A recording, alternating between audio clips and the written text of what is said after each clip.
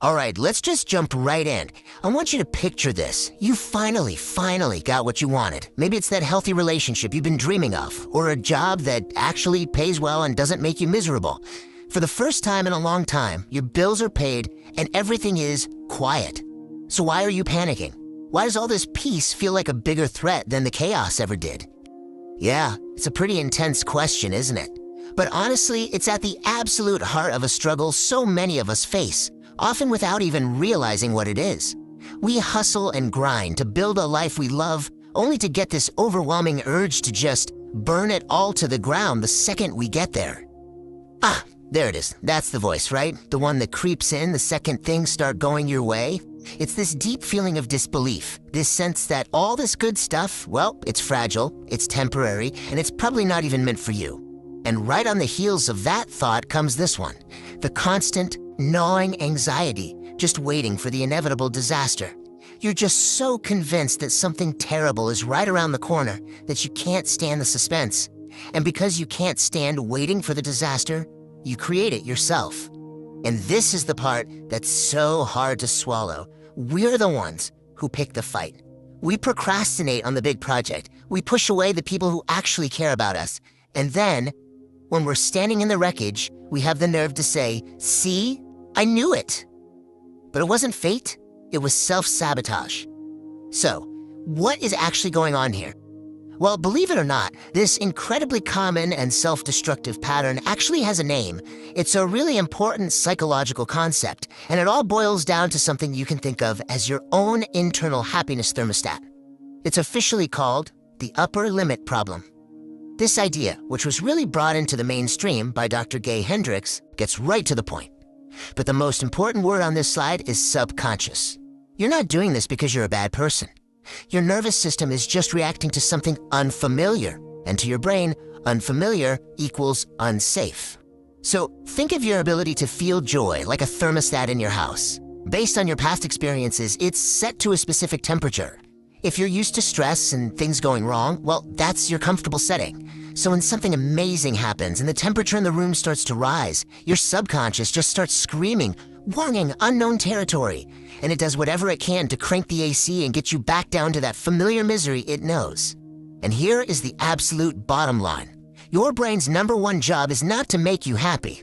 Its job is to keep you alive. And to your brain, alive means predictable. It will always choose the pain it knows over the joy it doesn't. It's like breaking the heater in the winter just so you can go back to freezing, because at least you know how to survive freezing. So this all leads to a pretty uncomfortable question, right? If our comfort zone is actually misery, how in the world did we get here? And this brings us to a concept that might sound a little strange at first, an addiction to chaos.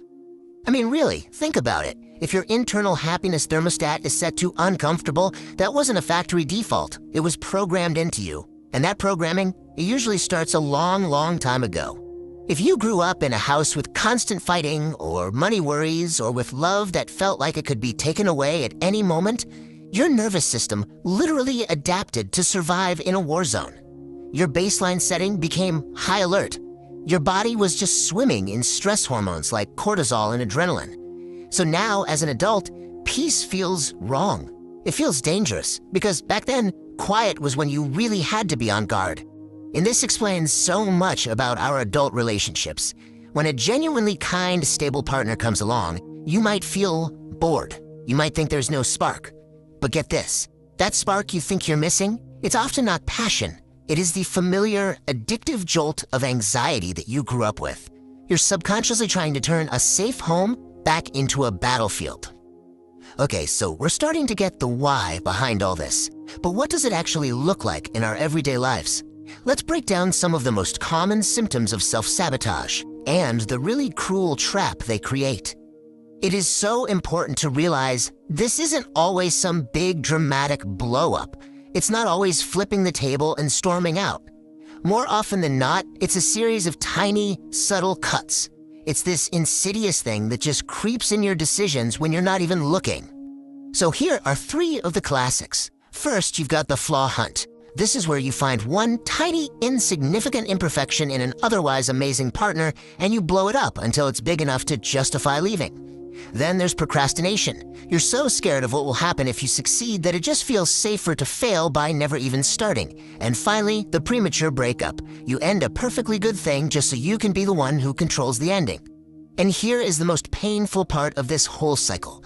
Every single one of these behaviors, they all feed into this vicious, negative feedback loop that just reinforces your deepest, darkest belief about yourself, that you are fundamentally unworthy of good things.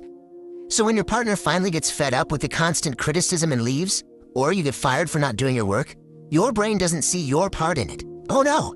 Instead, it triumphantly points to the wreckage and says, "See, I knew it. I was right all along." You prove your own toxic theory correct. You win the argument against yourself, but you lose your life in the process. So, how do we break this devastating cycle? How do we stop setting fire to our own lives? Well, the good news is we actually can. The solution, the final step, is learning to tolerate peace.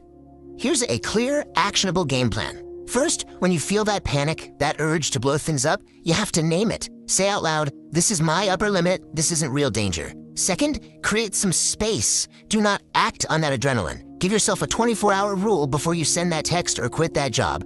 And third, and this is the big one, you have to actively practice feeling good. And that last step is everything. If you're not used to it, joy can feel heavy. It can feel uncomfortable. The best way to think of it is like a muscle in your body that you have literally never trained. You have to start small. Let yourself feel good for 5 minutes without ruining it. Then 10, then an hour. You have to consciously build your tolerance for peace and happiness. Look, you survived whatever chaos you came from. You did it. You don't need to keep recreating it just to feel alive anymore. You are allowed to rest. You are allowed to let good things stay. The fight is over. You won. Now it's time to actually live in the peace that you've earned. So, I'll leave you with this question. Maybe it's just sitting in silence for 5 minutes without grabbing your phone. Maybe it's accepting a compliment without immediately putting yourself down. What is one small, conscious step you can take today to start training that muscle and turning up your own thermostat?